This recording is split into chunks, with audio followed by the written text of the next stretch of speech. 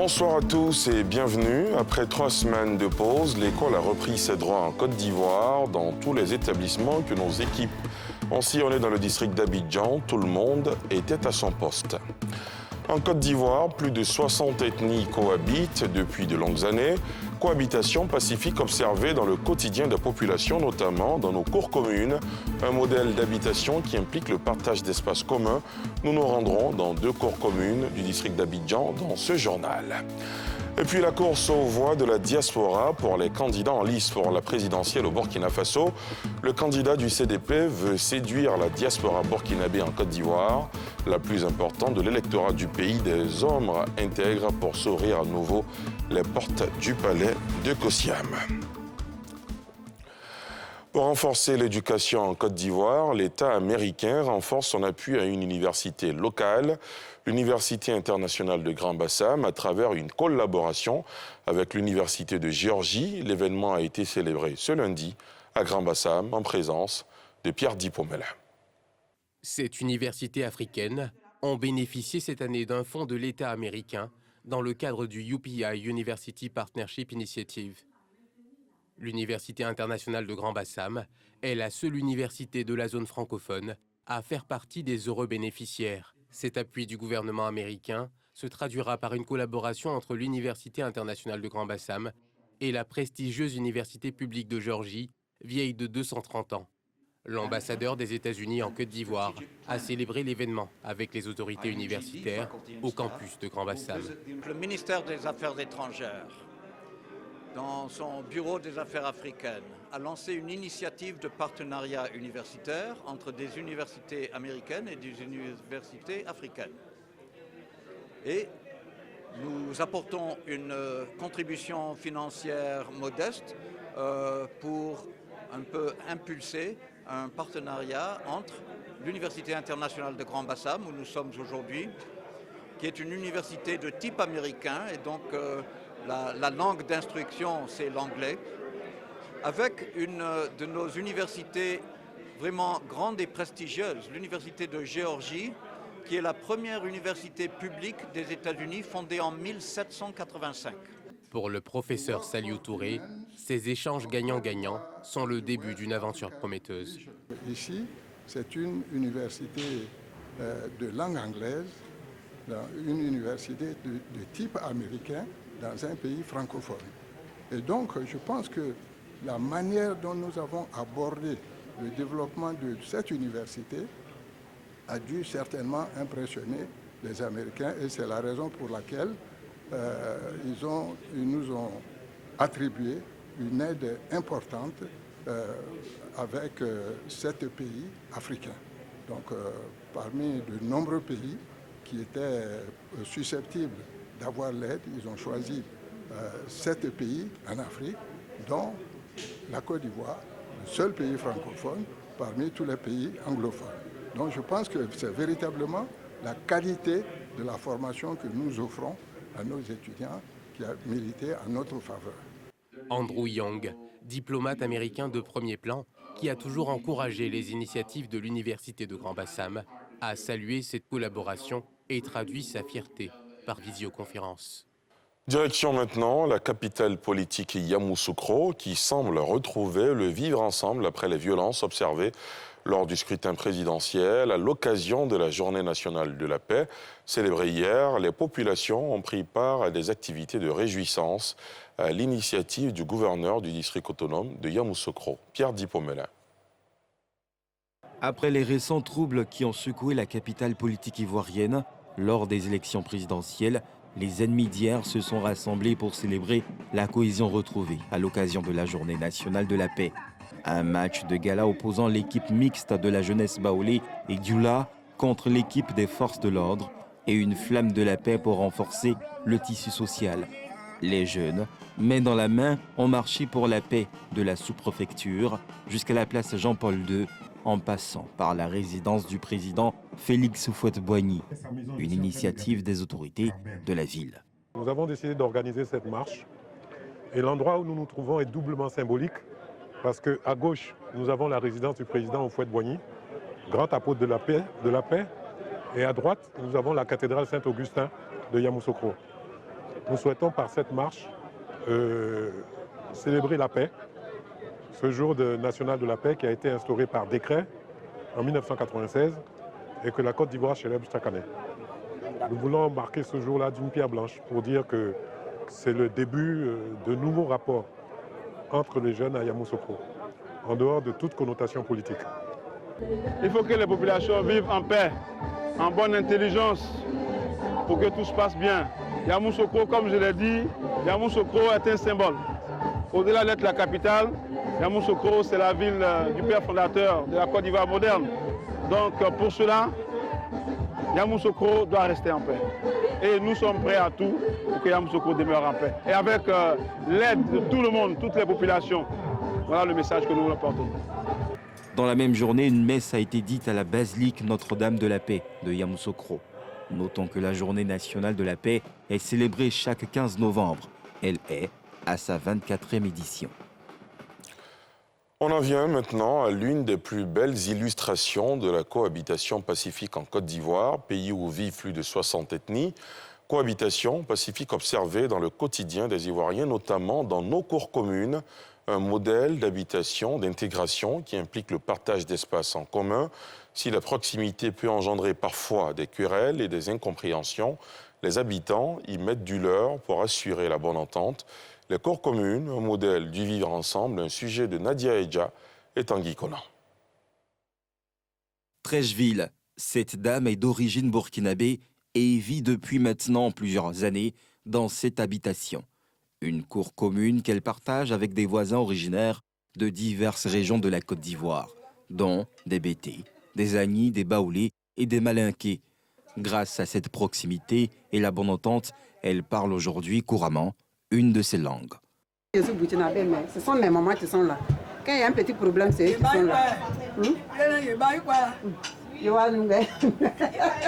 Ici, pas de bagarre pour la gestion et l'utilisation des espaces communs.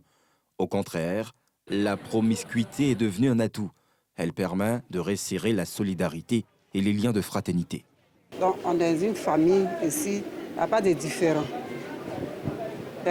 Même quand politique est venu ici, on a dit non, qu'on est toujours la même chose. Même quand on ne peut pas, même on partage. Actuellement, là, si quelqu'un rentre dans la cuisine, on croit que nous sommes la même chose. Donc nous, on partage, manger même on partage. Quand on a un petit truc, on partage ensemble. Ici, il y a le vivre ensemble beaucoup même ici. Pourquoi? Parce que les gens s'entraident ici beaucoup. Ça, ici, à Trècheville, quel que soit le problème de l'autre, l'autre vient. Et puis souvent même dans les cours, bon, les palabres, c'est trop rare. Donc moi, j'ai vu que les gens vivent beaucoup ensemble ici. Puis les jeunes s'entraident beaucoup. On n'est pas méchants par entre nous jeunes, bon, on est tous ensemble. Moi, ça me plaît beaucoup. Cet exemple de vivre ensemble est légion dans la commune. Ce matin, les voisins et voisines de cette cour échangent dans une ambiance bon enfant, sous le regard avisé de la doyenne d'âge. La vieille est comme une maman pour moi. Elle vient de Bassam, elle est Apollo. Moi, je suis Dioula et il n'y a pas de problème entre nous. Il n'y a pas de palabre. On s'entend facilement. S'il y a quelqu'un qui fait quelque chose qui n'est pas bon, te dit la vérité que ma chérie, ce que tu as fait là, ce n'est pas bon. Et puis, ça passe. Toutes ces femmes-là, ce sont mes chéries. Puisqu'il y a longtemps, on vit ensemble ici. Tous les problèmes là, c'est moi, je m'occupe de tous les trucs. En tout cas, ça va ici. Ça va très bien. Des relations humaines au beau fixe qui s'expliquent par le respect des opinions. C'est normal que les gens se fâchent, chacun a son comportement. Ça arrive, c'est normal. Même deux fois, mais ils me fâchent aussi. Mais comme on vit ensemble, c'est pas pour ça, il faut se surmonter en fait. La force de Trècheville, c'est qu'on a grandi tous ensemble. On a fait beaucoup de choses ensemble, depuis belle lurette. Avec l'une des plus fortes concentrations de population de la sous-région, Trècheville porte bien le nom de la cité Nzassa. Pour ses quelques 300 000 habitants, aucun effort n'est de trop pour maintenir l'unité et la cohésion sociale. Un pari réussi quand on sait qu'à Trècheville, l'élection présidentielle s'est déroulée sans heurts. Cela faisait 3 semaines que les élèves n'avaient pas mis pied à l'école. Après cette pause liée à la présidentielle, l'école a repris ses droits dans tous les établissements que nos équipes ont sillonnés dans le district d'Abidjan. Tout le monde était à son poste. Les acteurs de l'école ont le regard tourné vers les politiques pour maintenir un climat de paix dans le pays, pour que le savoir soit transmis dans la sérénité. Le reportage de Thiemé Dandje et Mathurin Badé. École Notre-Dame de Cocody-Angré. L'établissement a rouvert ses portes. De retour de 3 semaines de congé, la joie se lit sur les visages des élèves. En classe, place au cours. Je vais venir m'entourer de son I ici. Voici au tableau.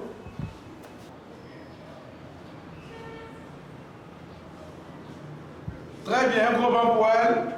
Encore. Même ambiance à Ikra, Dokuy, autre école confessionnelle de la commune de Cocody. Ici, les classes du préscolaire et du primaire sont toutes ouvertes. Dans cette classe de CE2, les élèves participent aux cours d'expression orale. Je viens passer quelques jours avec toi. Bonjour Billet, merci d'être venu. Prends place, nous allons causer. D'accord, Tante Awa. Chez les plus grands au CM2, la pause a été mise à profit pour préparer la reprise. Je suis heureuse parce que c'est bien de reprendre les cours. L'éducation, c'est important pour tous les enfants. J'ai révisé pendant les congés. J'ai pris du temps pour étudier et une partie pour m'amuser. Autre commune, Komassi. Au lycée municipal, l'on assure s'être préparé pour la reprise des cours. Malgré les 3 semaines passées à la maison, je me suis bien amusée, j'ai étudié. Je suis que si on me donne une interrogation, je suis d'avoir une bonne note. C'est vrai qu'on a passé beaucoup de temps à la maison. Aujourd'hui, je suis venue à l'école pour apprendre. Je n'ai pas encore oublié les cours. J'ai révisé toutes mes matières avant de venir. Les salles de classe ont fait le plein des élèves, de quoi réjouir le proviseur. Je suis agréablement surpris par le taux de présence. Les classes sont pleines et franchement, l'ambiance est studieuse. C'est un bon pari pour la reprise. Je suis certain que nous sommes partis pour terminer notre semestre en beauté. Si les acteurs de l'école saluent la réouverture des portes des écoles, tous ont une forte attente, la paix pour des cours dans un environnement national apaisé. C'est de prier. C'est ce que nous avons fait aujourd'hui avec les enfants, parce que les prières des enfants portent pour demander à Allah subhanahu wa ta'ala de mettre la paix dans le cœur de tout le monde, de mettre la paix dans la Côte d'Ivoire. Si on a une génération aujourd'hui qui est prête pour la violence, déjà qu'on se soucie de ceux qui sont déjà tout petits pour leur parler de la paix. Les enfants voient aujourd'hui la différence entre la paix et la violence. Aujourd'hui, on vient à l'école, demain, on ne peut pas venir à l'école. C'est pas bon. Nous, on a dit aux enfants qu'on continue de prier pour que la paix revienne dans le pays. On prie tous pour que la paix revienne et que le travail se fasse. Parce que nous sommes une école privée, ne pas venir à l'école ne nous arrange pas. Initialement prévue le 9 novembre dernier, la reprise des cours après les congés de Toussaint a finalement été différée au lundi 16 novembre 2020. Une reprise effective dans plusieurs communes du district d'Abidjan. Dans l'actualité politique, le président du Front populaire uni est monté au créneau ce lundi pour faire la promotion du dialogue et le retour des exilés. Zadi Djedje dénonce l'ambiance délétère née des violences liées à la dernière élection présidentielle. Salif Yalekwe, Eric Kim. Le leader du Front populaire uni, Zadi Djedje, membre de l'Alliance des Ivoiriens pour la démocratie, une plateforme de plusieurs partis et mouvements politiques, a salué lundi la réélection du chef de l'État Alassane Ouattara au scrutin présidentiel du 31 octobre dernier. Au cours d'un point de presse, il a invité le chef de l'exécutif ivoirien à accroître ses actions en faveur du dialogue. Le FPU encourage le président de la République à continuer à mettre tout en œuvre en faveur du dialogue politique dans notre pays, la Côte d'Ivoire. Le peuple ivoirien compte sur vous, afin que notre pays, la Côte d'Ivoire, retrouve ses filles et fils vivant en exil, certains en prison. Pour cet acteur politique qui se présente comme un centriste, l'opposition a également sa part à jouer dans la décrispation de la vie sociopolitique. Il n'y a pas de préalable à la paix et au dialogue. J'invite les Ivoiriens au pardon. J'invite les Ivoiriens à la réconciliation. La Côte d'Ivoire ne doit pas brûler. Le Conseil constitutionnel a déclaré Alassane Ouattara réélu avec 94,27% des suffrages lors du scrutin présidentiel du 31 octobre 2020. L'élection a a été boycotté par le Parti démocratique de Côte d'Ivoire et le Front populaire ivoirien. À Bobo-Cloécha, des populations vivent dans la peur en raison d'un gros trou qui entoure leur quartier, dont une bonne partie s'effondre. Des habitations s'engloutissent sous le poids des eaux, de ruissellement et des fortes pluies enregistrées ces dernières années dans la capitale économique ivoirienne. Une situation difficile, d'où l'appel à la rescousse des riverains. Salif Yalekwe, Eric Kimo. À Bobo, commune cosmopolite du nord d'Abidjan. Ici, au quartier Kennedy-Cloécha, l'on vit dans l'anxiété permanente. Les différentes pluies ont fini par engloutir des maisons, de nombreux lots, laissant impuissants ces habitants comme Kouyaté, qui y résident depuis 1978. Depuis un certain temps,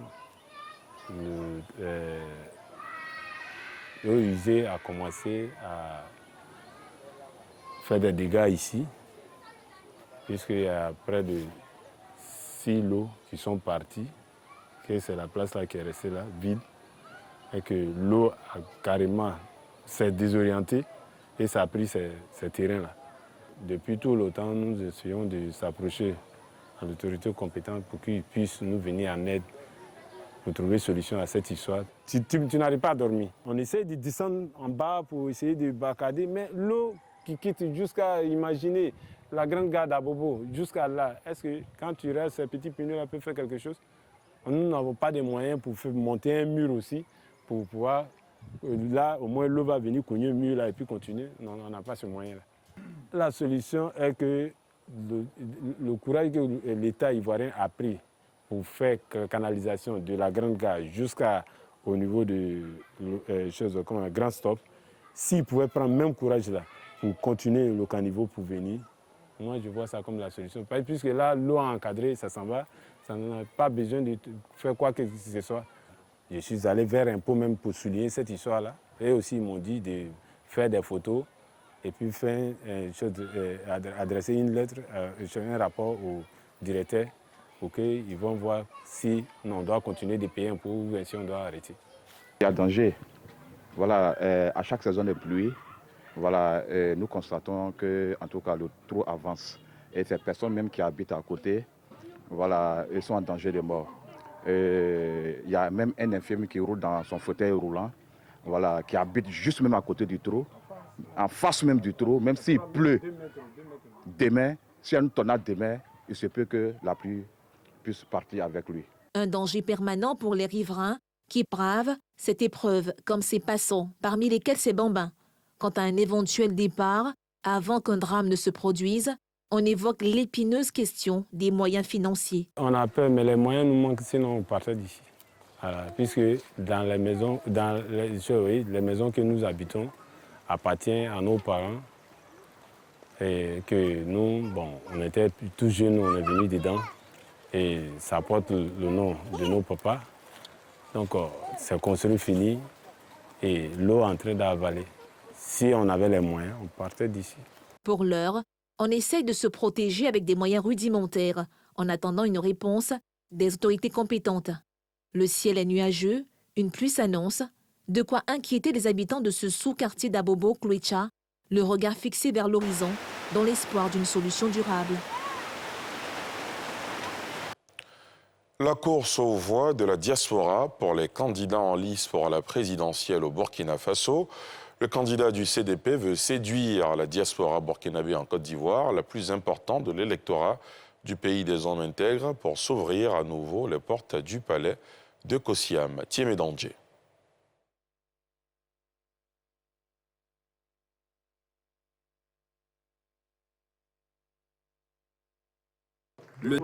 Le CDP, Congrès pour la démocratie et le progrès, se lance à la conquête des voix de la diaspora burkinabé en Côte d'Ivoire. Réunis à Trècheville, commune du sud d'Abidjan, des électeurs se sont vus présenter le projet de société du candidat de l'ex-parti au pouvoir du pays, des hommes intègres. Un projet présenté comme étant celui du nouveau pacte pour un Burkina de paix et de prospérité. Edi Kongoïgo a retenu un défi majeur à relever. Il s'agit d'un nouveau pacte social pour l'édification d'un Burkina de paix et de prospérité. Les organisateurs du meeting d'Abidjan sont formels. La victoire du candidat Edi Komboyego va permettre à la diaspora burkinabé en Côte d'Ivoire de bénéficier d'un secrétariat permanent, institution appelée à œuvrer à leur plein épanouissement en terre ivoirienne. Outre la promesse de garantir à la diaspora ses droits citoyens par sa prise en compte dans la vie politique nationale, Edi Komboyego s'engage à mettre en place un programme d'investissement et d'implication de la diaspora au développement économique et social du Burkina Faso. La diaspora burkinabé en Côte d'Ivoire pèse 2 millions d'électeurs. Un électorat que chacun des 13 candidats en lice veut ravir pour s'ouvrir les portes de Kosiam au soir du 22 novembre prochain. Le chef de file de l'opposition burkinabé et candidat à la présidentielle du 22 novembre, Zéphirin Diabré, lui a déclaré hier qu'il ne fallait pas se fermer à l'idée d'un dialogue avec les groupes djihadistes qui sévissent au Sahel. Au Burkina Faso, une embuscade revendiquée par l'EI sur une patrouille militaire dans le nord du pays a fait mercredi 14 morts, l'un des plus lourds tributs humains pour l'armée burkinabé depuis les premières attaques terroristes dans le pays en 2015. Pour le chef de file de l'opposition et candidat à la présidentielle du 22 novembre, Zéphirin Diabré, l'action militaire toute seule n'a jamais pu vaincre le terrorisme dans aucune partie du monde. On le voit bien même en Afghanistan, avec les talibans, depuis 30 ans, qu'on n'arrive pas à éradiquer donc avec l'action militaire. Donc ça veut dire qu'il faut qu'à côté de l'action militaire, il y ait d'autres actions. Sinon, vous ne pourrez pas le faire. Les guerres, quand on les gagne là, c'est très rapide. Dès qu'on fait 1 an, 2 ans et qu'on n'a pas gagné, il y a un enlisement. Pour Zéphirin Diabré, il faut opérer un distinguo entre les groupes djihadistes qui ont des revendications acceptables et les radicaux. Donc quelque part, il faut qu'on cherche à savoir, parmi les groupes là, quels sont ceux qui ont des revendications que j'appellerais qui sont négociables et ceux qui ont des revendications qui ne sont pas négociables.